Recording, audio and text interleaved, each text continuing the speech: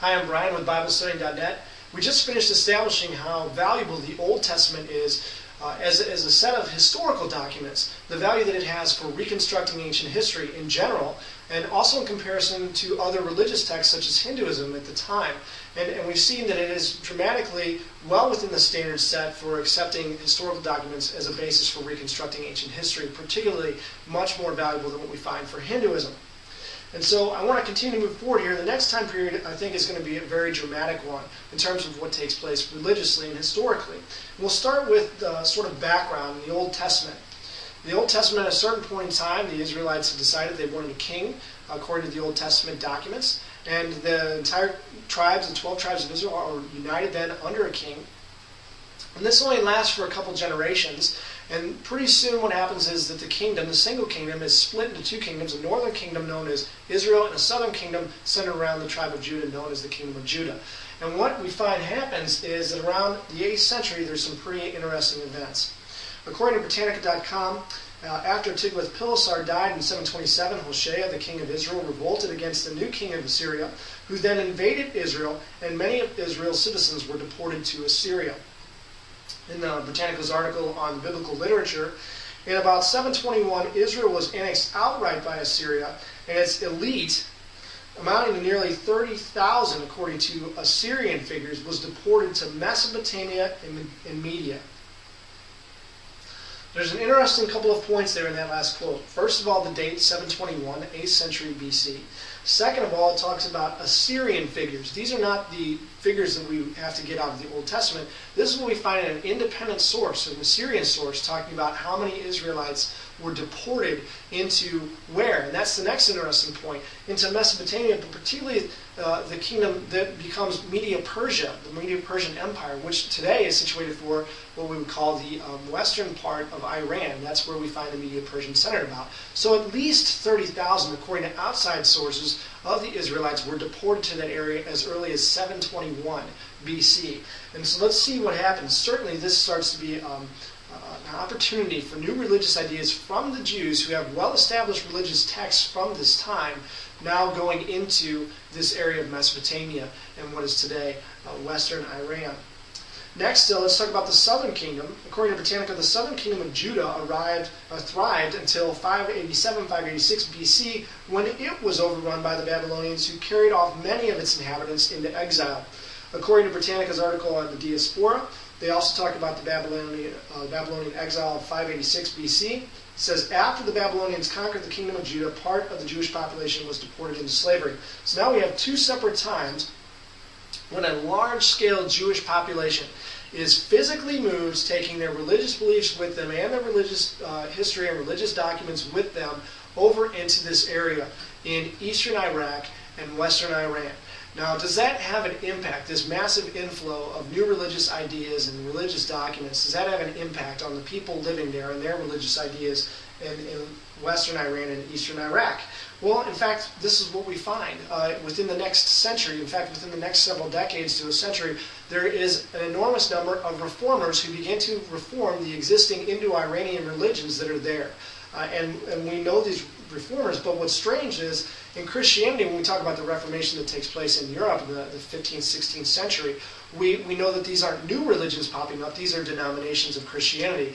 But when it comes to the Eastern religions, for some reason we qualify these as different religions, and so then we add more religions and we get this larger and larger number until it seems insurmountable, the number of different religions out there, and who can determine which of all these religions is true. But when we pare it down, what we find is that we really only have a handful, maybe about 4, maybe 3 religions when we compare based on ideology. And if we use the standard set in Europe based on the Christian Reformation and categorize them as denominations of one another, we have very few religions to compare and very few ideologies to compare.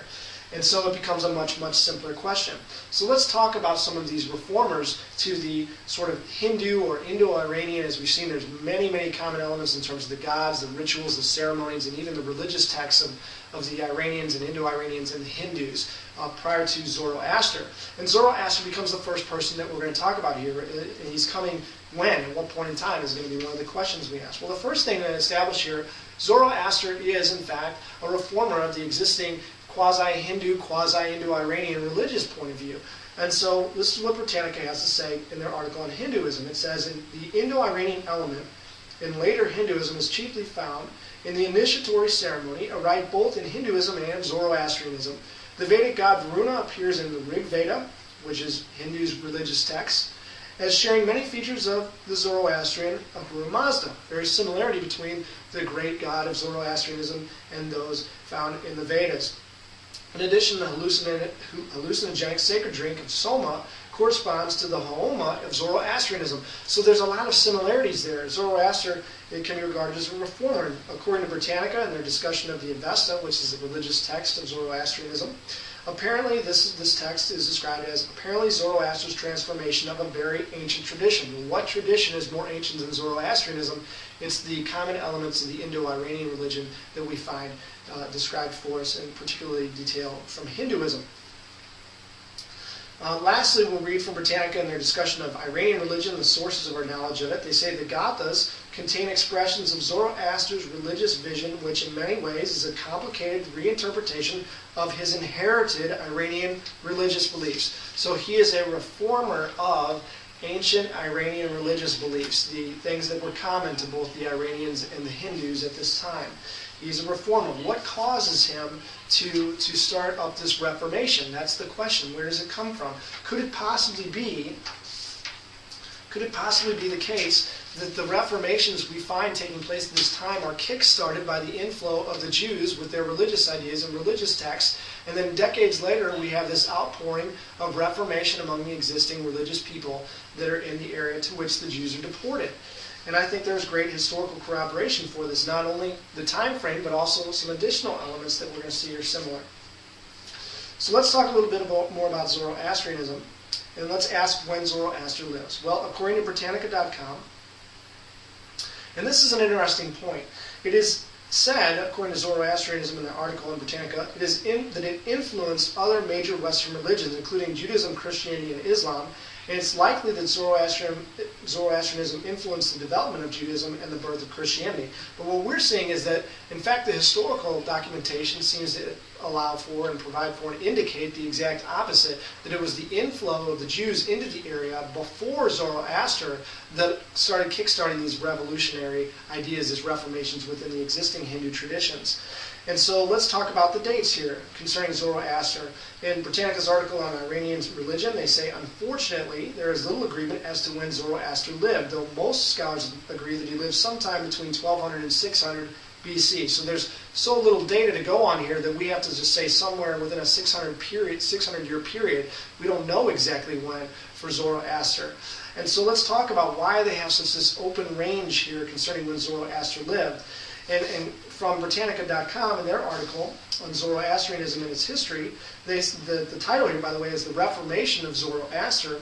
And they say, it has not yet been possible to place Zoroaster's hymns, the Gathas, in their historical context. Well, why not? Well, they go on to say, not a single place or person mentioned in them is known from any other source. So we have great difficulty corresponding the historical documentation for Zoroastrianism to other outside sources in order to pinpoint where we should place it in history.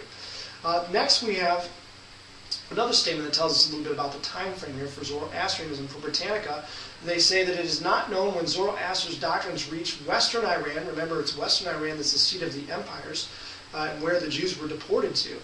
But it must have been before the time of Aristotle, who alludes to its dualism. Well, they tell us exactly when Aristotle lived. It's 384 to 322, so we're talking about sometime in the middle of the 4th century before we can say for sure that Zoroastrian ideas were identifiably present in the Western Iran. Now this is over 400 years almost, 400 years before the first Jewish exile to that area. And so definitely there's historical evidence indicating that the Jews were there and having influence before Zoroaster even existed or was known about. So we're going to put the video on pause and we'll come back in just a moment.